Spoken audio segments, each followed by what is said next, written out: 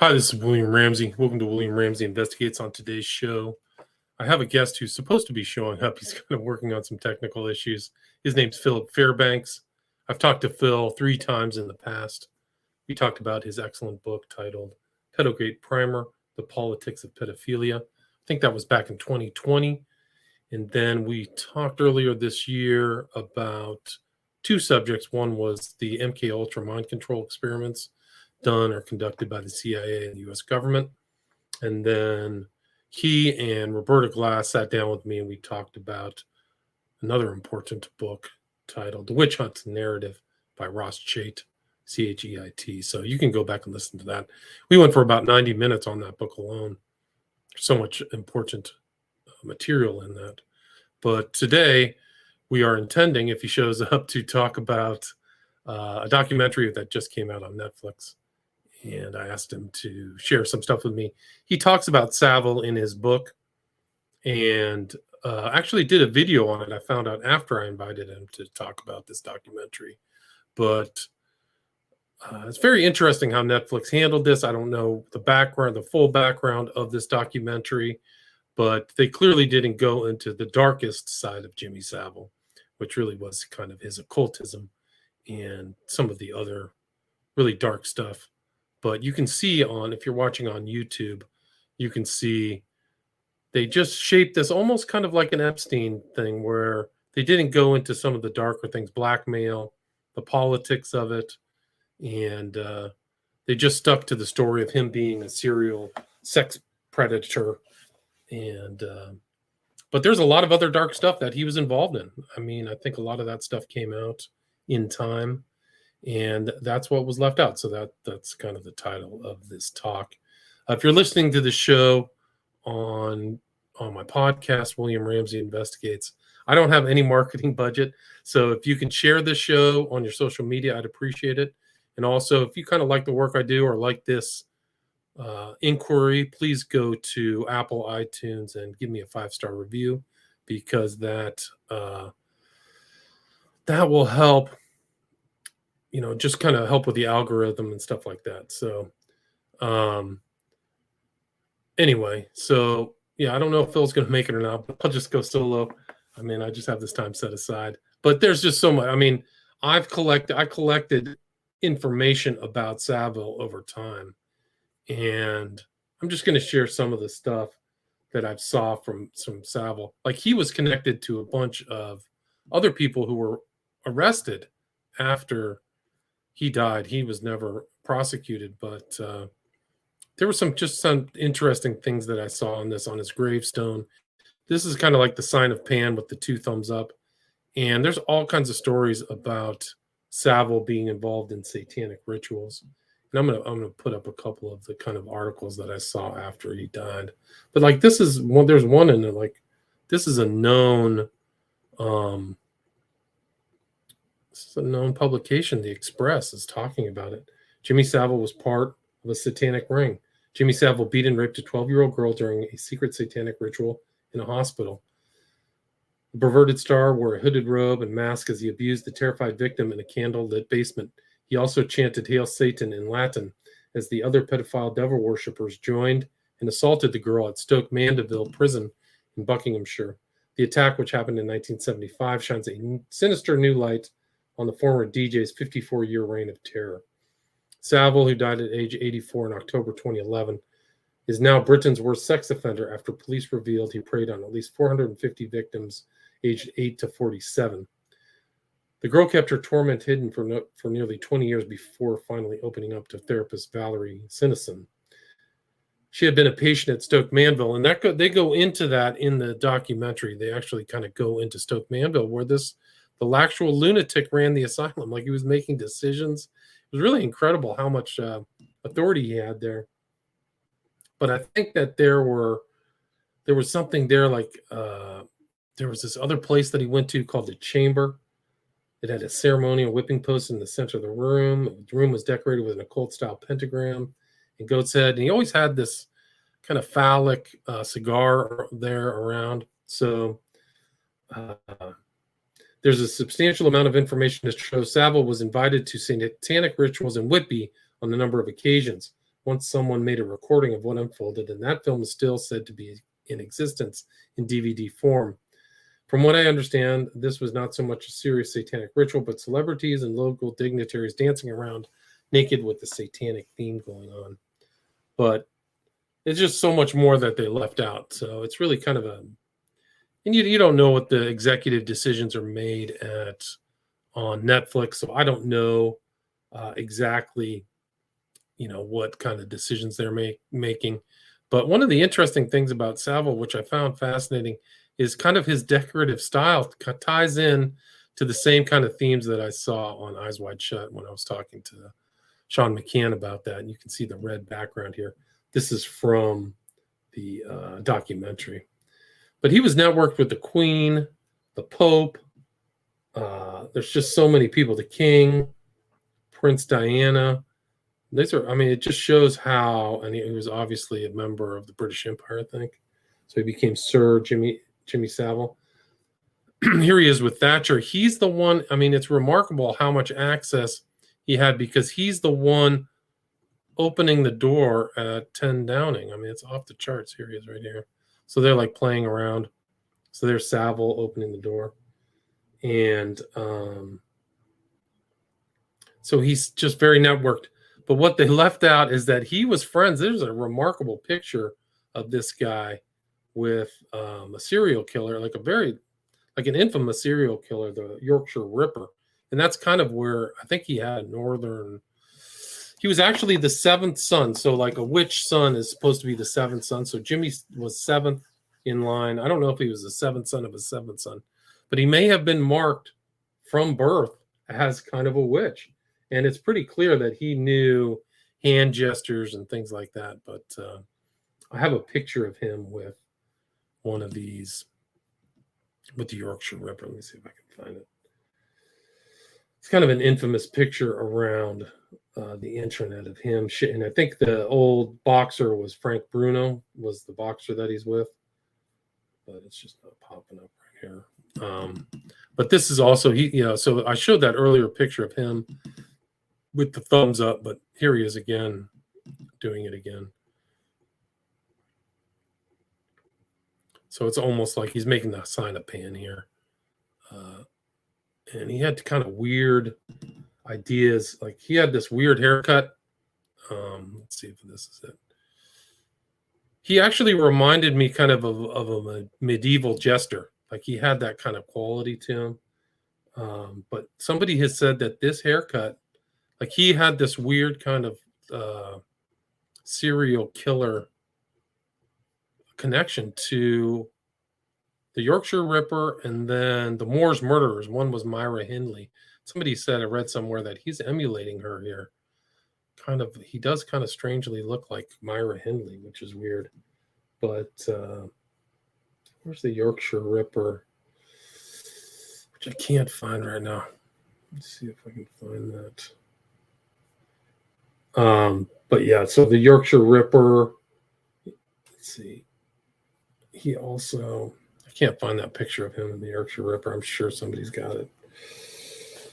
But another of his occult things, like the Process Church was active in England, and they only had two kind of guest celebrities, as far as I know, on one of their publications, and one of them is Jimmy Savile. So here's Jimmy Savile on a literal Process Church. It's Jonathan DePire was a bigwig, and it's really pretty incredible what he says here. He's like, are you moral? I would say I'm highly moral during the day and even highly moral during the evening.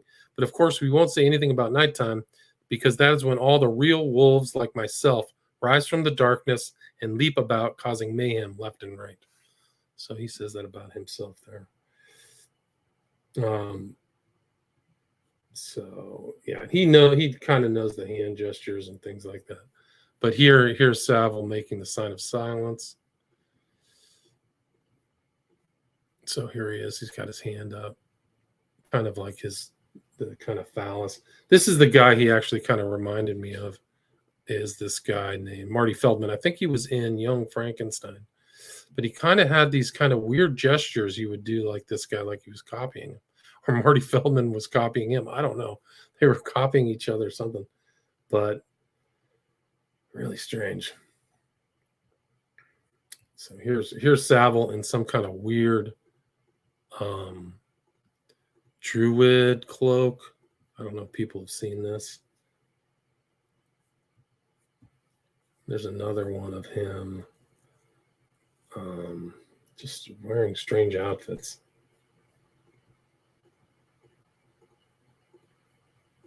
I hope Phil shows up, but I don't know. Weird stuff. But one of the odd things also about Savile, oh, here he is with a mask. This is kind of an odd one too.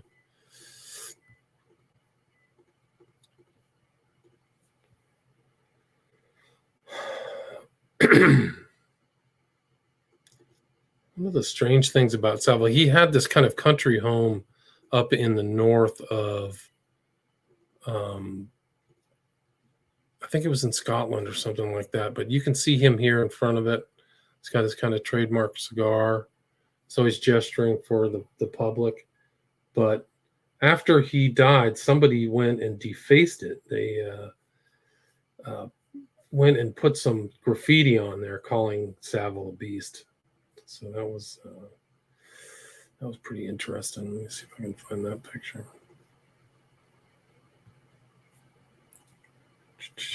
Oh, here's a good one. So Savile, let me see if I can find that picture. But Savile was notorious for wanting to be buried at 45 degrees. So this is his grave, and he's being buried facing east. So this is kind of a witch burial, and there's no doubt that this is some kind of this is an old engraving of a similar witch burial. Even though he was externally a Catholic, but yeah, there's no doubt that he was fully occult. And here's kind of Savile's. They wrote Jimmy the Beast on the side of his property up there. Here it is right here. So it's Jimmy the Beast. Did this totally defaced it. Let's see this. Here it is right here. So there's Jimmy Savile. He had a tiny, kind of a small little place up there. But it was weird. They were saying inside the documentary that he was constantly moving around. He was constantly going to different places. And there's kind of an infamous scene, like I couldn't find it in my research, but I think he was on Celebrity Big Brother with Dennis Rodman and another guy who I've studied. I've done 3 shows on a guy by the name of Michael Barrymore, who there was a death associated with him, a guy by the name of Stuart Lubbock in 2001. And he's in this show with Jimmy Savile and Michael Barrymore. It was a big scandal, and it was very tied into kind of my research into the smiley face killings, because Lubbock seems to have been thrown into water into the pool after he died to make it look like he drowned, but he didn't drown. So it's really something else to see. Let me see if I can pull that up. See this on this Big Brother.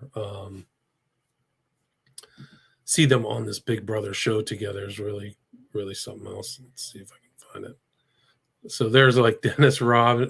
He pops in the door on this one. And let me see if I can get the sound to go. Now then, Alza. Oh, here is jungle.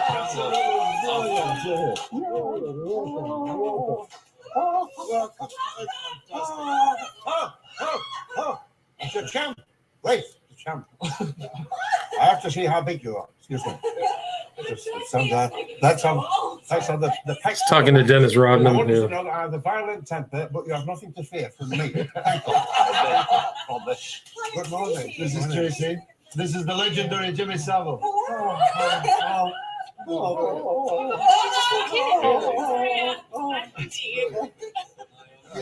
don't have to tell me who you are. Okay. I mean, you're looking at a fan. Welcome to this crazy man. I'd like to marry all of you ladies for at least 24 hours. How are you? How are you? Good to see you. Oh, it's the big man.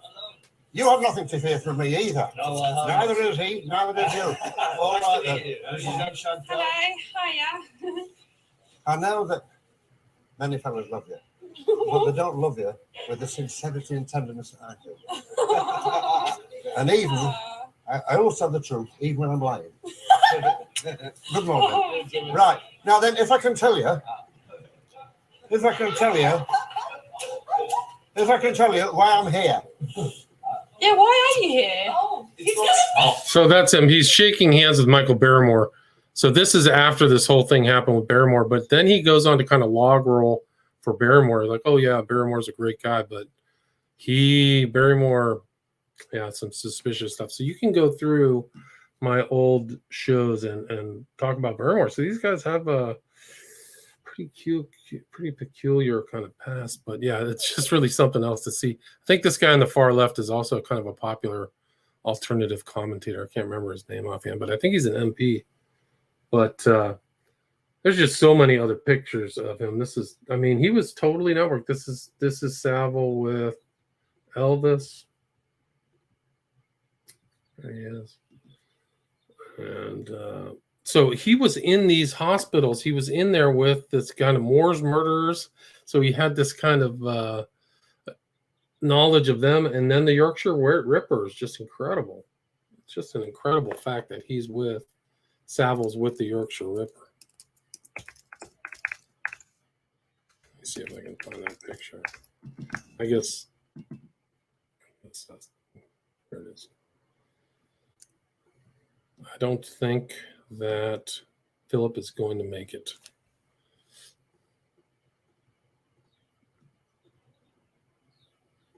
So this is a picture of Savile with, oh, there he is. Philip.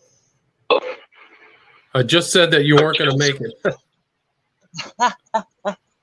Oh, well, before we get into Savile, let me just give everybody We're live, baby. We're live. Right.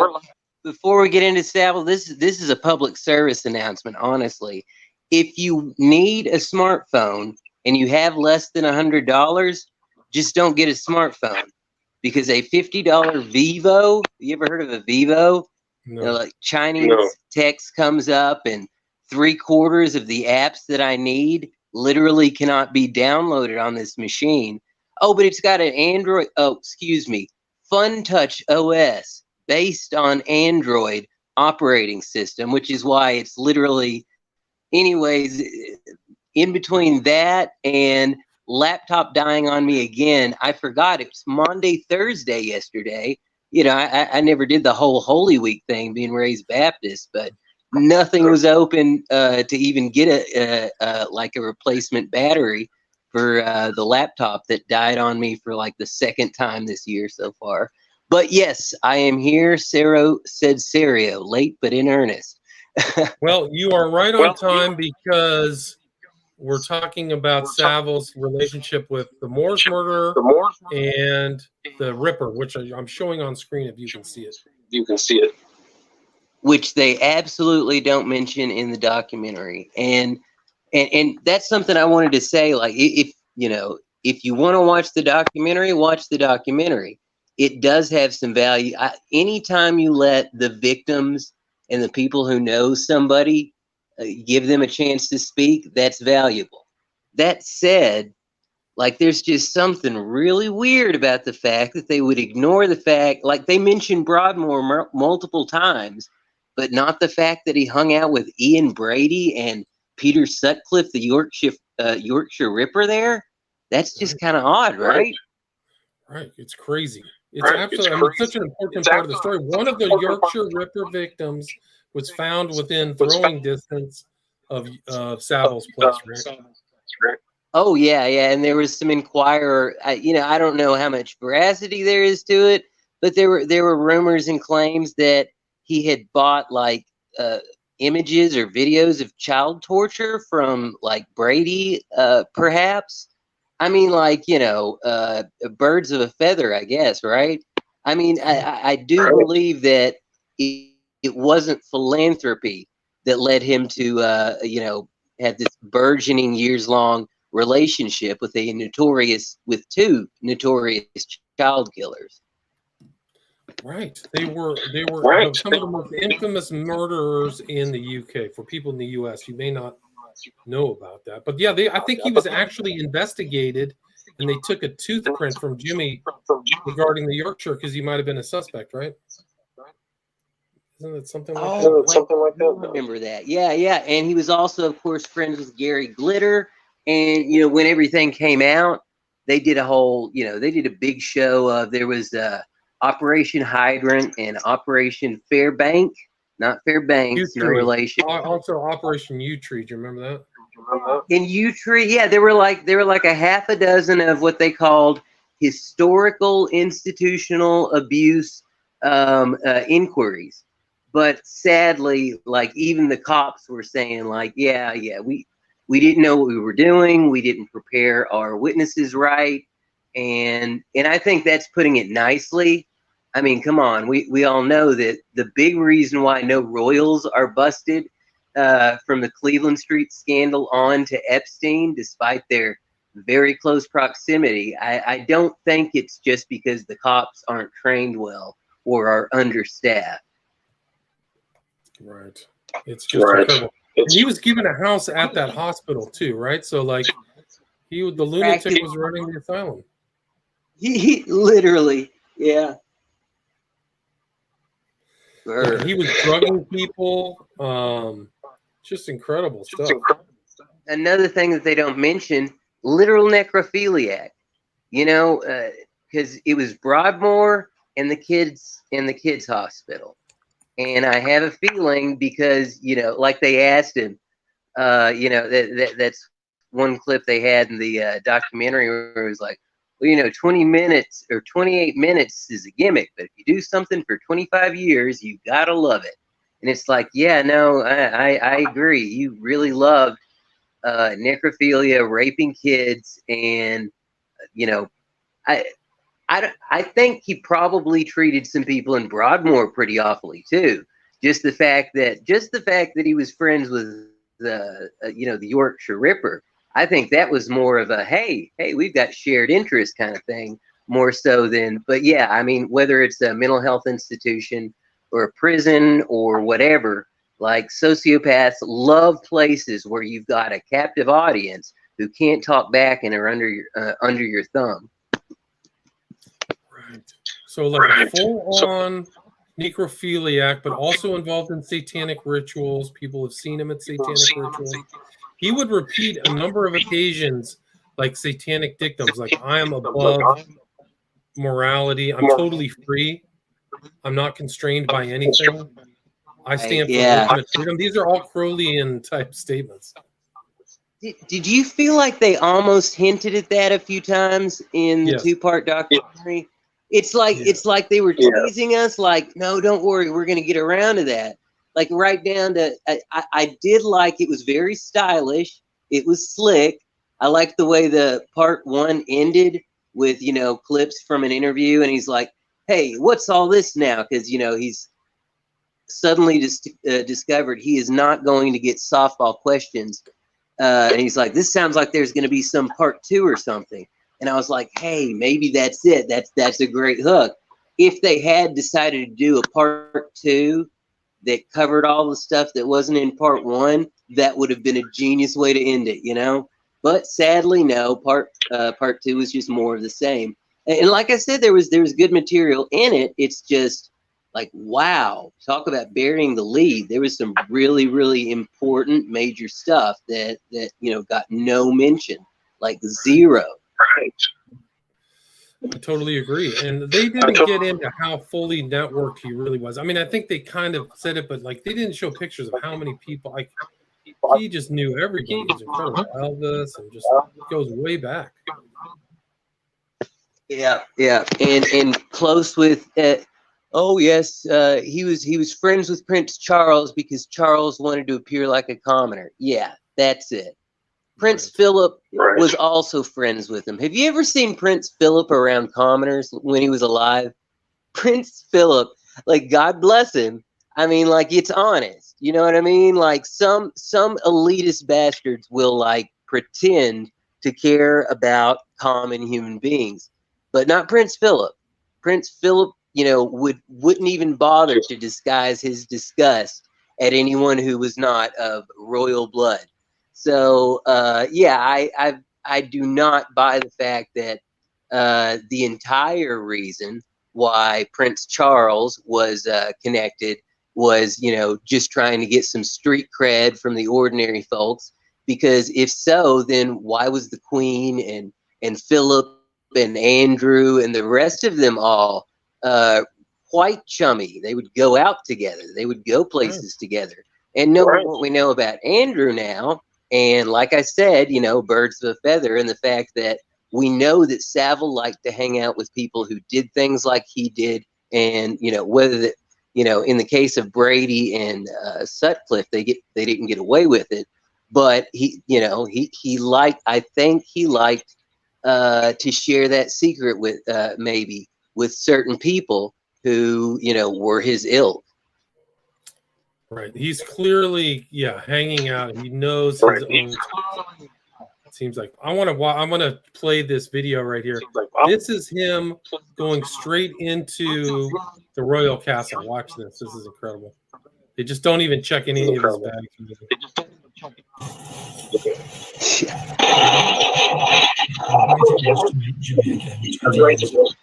I remember so well. You upset when I was there, and you set out to make me laugh. What I remember so well is taking him into the Palace of Westminster. I've taken many guests in over the years, but he's the only one who was simply waved through security. No airport-style scanner for him. And as we walked down the corridors, every few seconds, a policeman, a canteen worker, an MP would shout out, "Jimmy, hello, Jimmy. How's about that then, Jimmy?"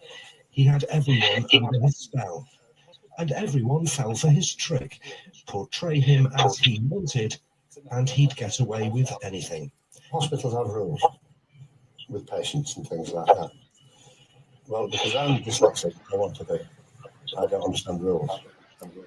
Here you go. Phil Hornby, former... He's constantly hinting at that. I don't understand rules. I don't understand that stuff. It's too much. That's good. And I'd heard another, I don't know if it was in this or somewhere else, where a lady was like, well, you know, he would play dumb. He would play like he just didn't know any better. And people would be like, oh, okay, maybe he's simple. He was like, he literally would play simple sometimes, and people would play along with it. But yeah. And here he is in this kind of magic attire.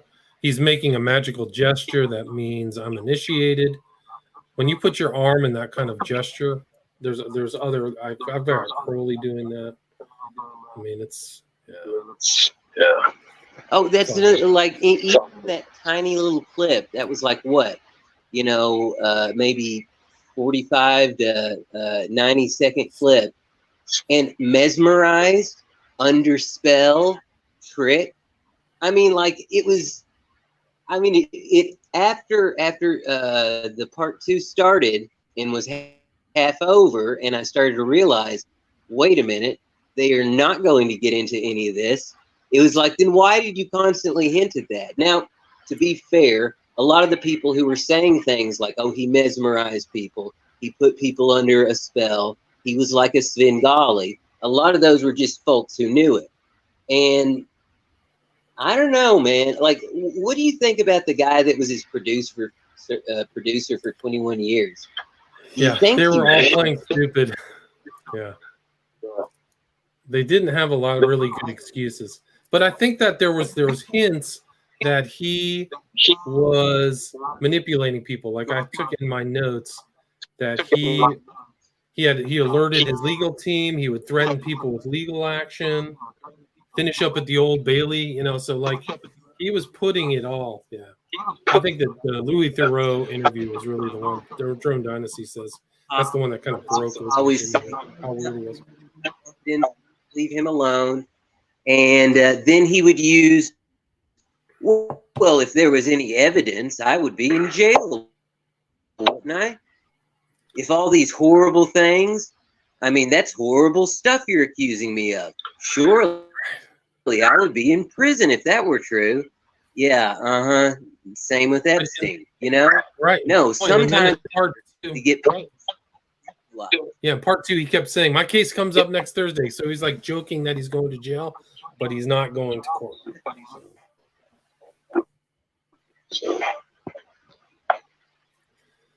Yeah, really strange. I don't know. Maybe Yeah, next really Thursday, if next Thursday was a euphemism for Judgment Day, then he has had his trial. And I don't know. That was another thing that got me. The bit about how, like, what did they say? His hands were like knotted together as if he was desperately praying at the end of his death, because he was apparently raised like really strict Catholic religious, but I mean, like, so was Crowley.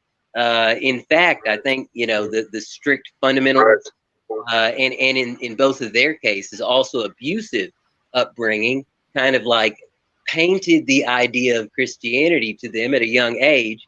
So I mean, like, if you got abusive parents who use the Bible to, justify their abuse, yeah, I can see where you might get the idea that maybe, I don't know, maybe the devil's the good guy and everybody was lying. I can get that, but no, I don't know. I don't know if I buy that. No, and that's another thing I wanted to bring up though, is like, it's hard to tell with him. Yeah, I definitely believe there's an occult angle. But even with Aleister Crowley, I think some of the stuff that he said and did was like a smokescreen. Like, what's the bit from the Book of Lies about you take a child of perfect intelligence and you sacrifice him? But if you asked Crowley or an OTO devotee, they would explain, with footnotes, citations, and sources to other material by Crowley and his notes and other things that he referred to. Oh, no. See, that was a sly joke about onanism and recycling your bodily juices. I'm trying not to be graphic here. Right. But that's what he literally had off the whole, I think it was Book of Lies, where it says something about, how you need to make a sacrifice of a young boy of perfect intelligence and blah, blah, blah. And so a lot of that stuff can be taken either way. In some cases, it might be both ways. And if so, then having that plausible deniability makes it just that much easier to make it look like, it already looks ridiculous. Even if you know the background, sometimes the truth sounds ridiculous. It does, and here he's wearing like a lot. This is a ring he made out of a real person's eyeball, according to what I read. So that eyeball ring, yeah, he just had so much occult stuff. Here he is again with the eyeball ring, and that's actually seen. That symbolism is seen in Clockwork Orange. Oh, I didn't know that. But the first thing I thought was like, guys like Ed Gein and Henry Louis Lucas and, a lot of serial killers like to keep, trophies, right? And I think in some ways, obviously, it's a way to relive the height of the moment.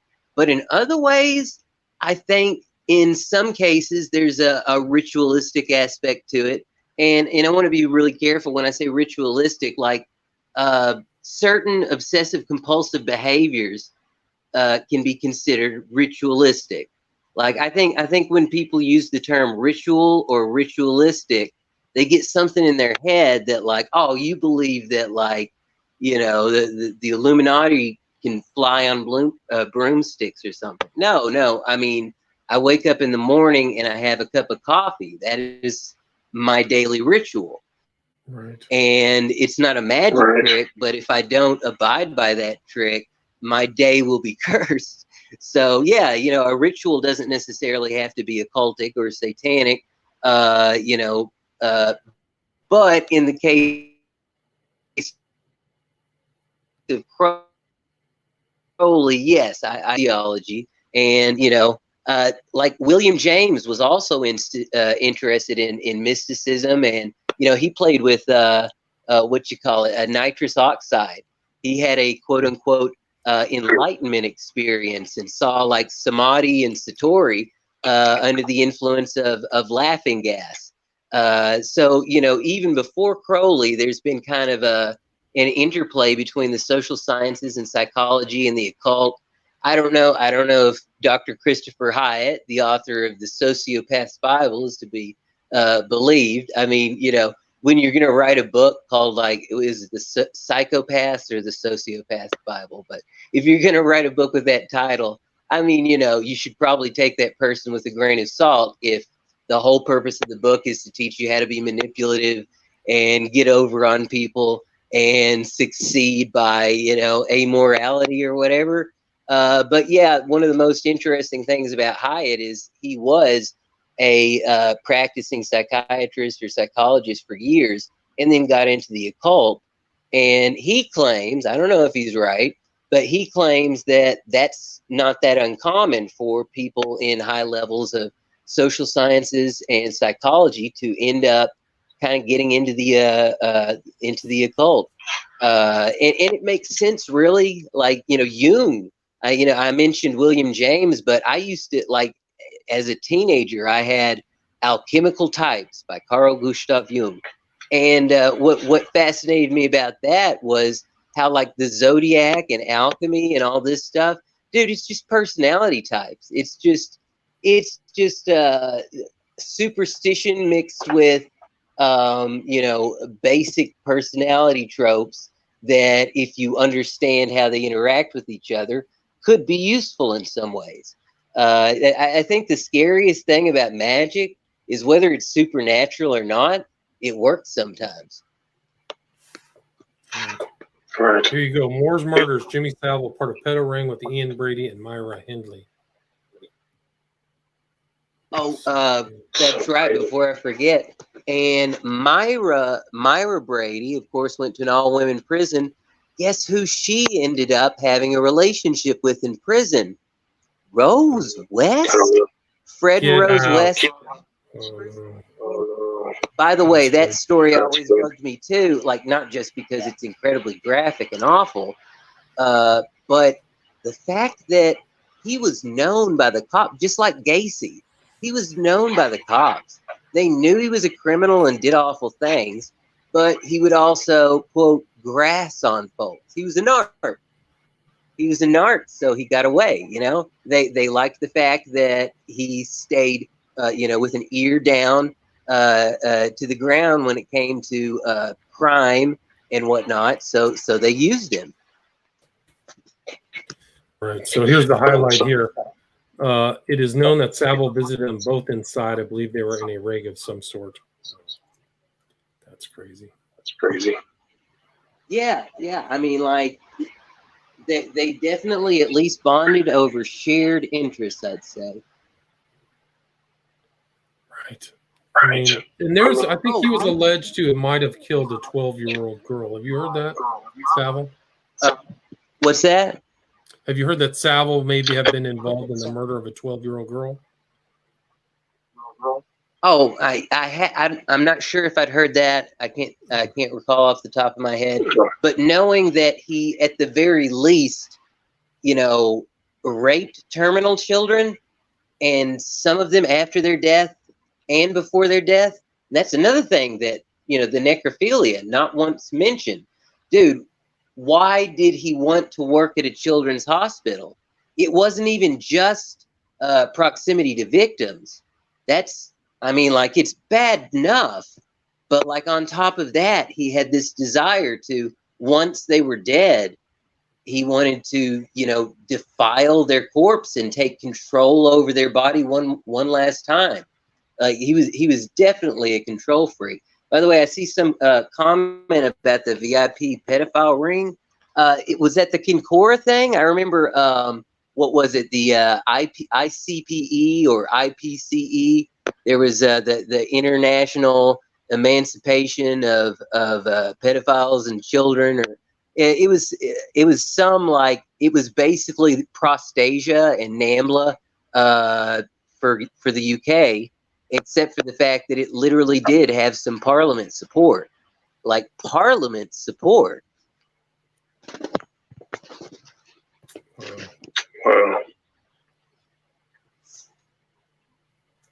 Myra Hindley exposed as a practicing witch whose occult links lead to Jimmy Savile.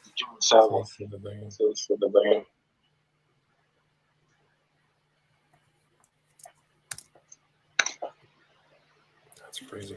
You still there, Philip? Yeah. Yeah. Now, I didn't know much about the possible connections between the Moors murders and the occult, but just in general, you were talking about Crowley and free will and the will to power and, this Nazi-esque Nietzschean stuff. No, I mean, like, what is it? Not the Declaration of the Rights of Man, that's Rousseau, but Liber Al something, Alvel Legis, or I don't remember which one it is.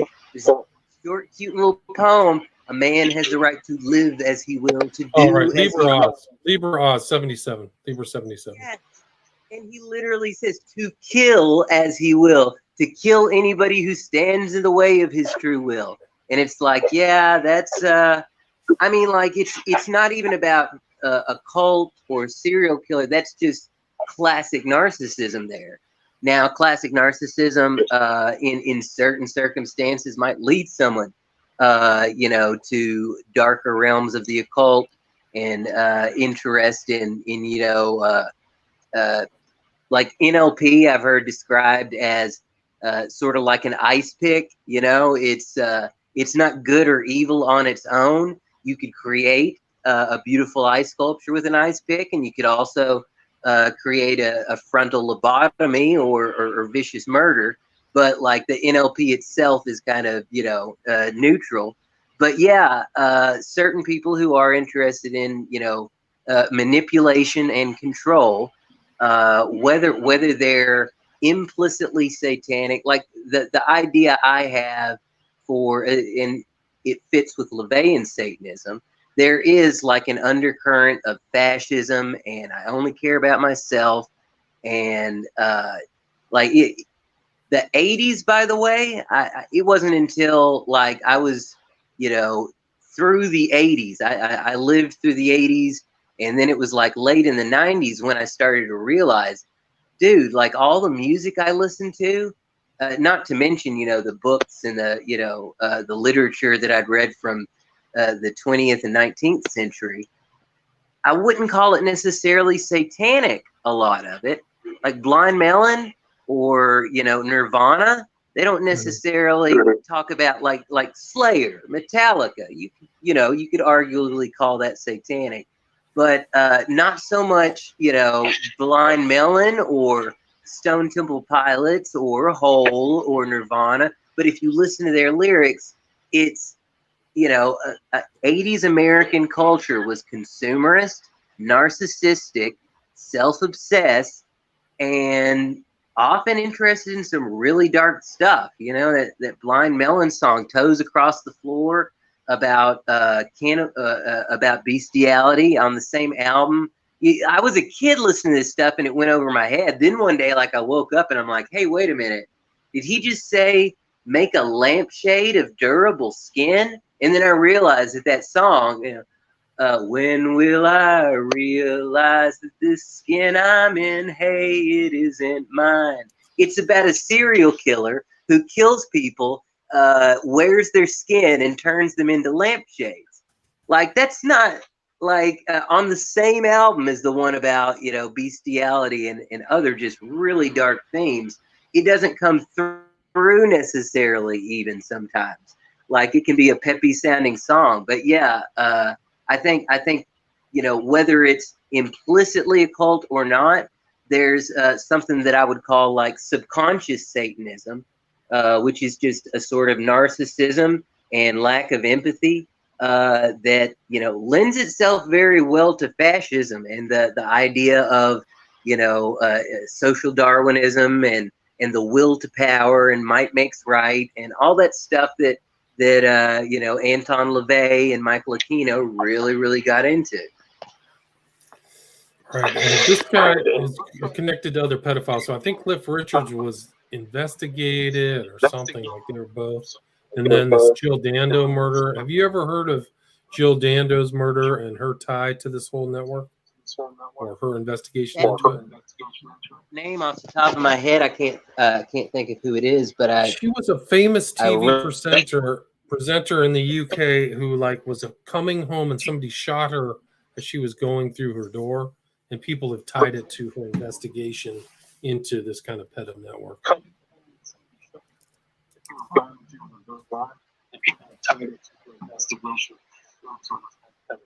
Wow. Yeah, like I didn't catch the name of whoever was commenting that jumped up there on the screen, but Kincora and the IPCE or whatever it was, there were royal ties. There were uh, um, one of the videos that I was watching before I wrote Pedogate Primer, I think it's still online on YouTube. It's called 30 years or 40 years of nudge and wink jokes about Jimmy Savile. And it literally is just that. It goes all the way back to 1978. Bear in mind, most of these were live off the cuff stuff because the BBC does a lot of those, like game shows and presenter shows and stuff. And you can see where some of these guys, they'll start to talk and then they'll make it, oh, he likes something about the Jim food. That's and then the guy just like froze, like, oh my gosh, I might have just lost my job. In another case, the guy is like,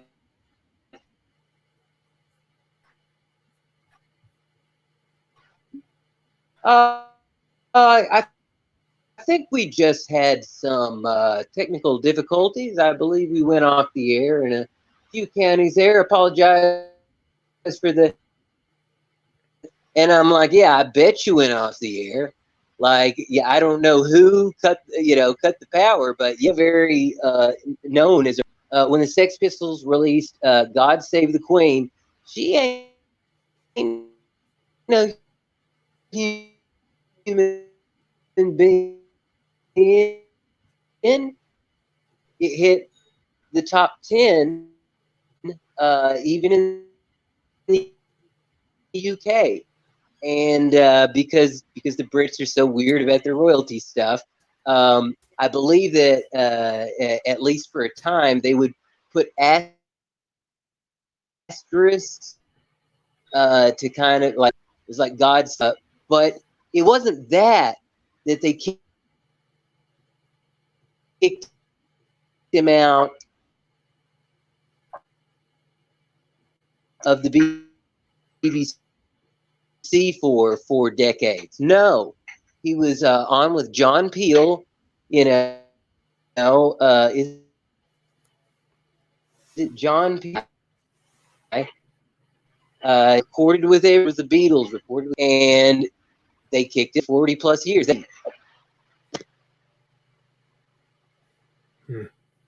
Yeah, the audio's not great, and I don't know what's going on. Phil, is there anything you'd like to add? I mean, where people can get your book, right? From you. What's your website again?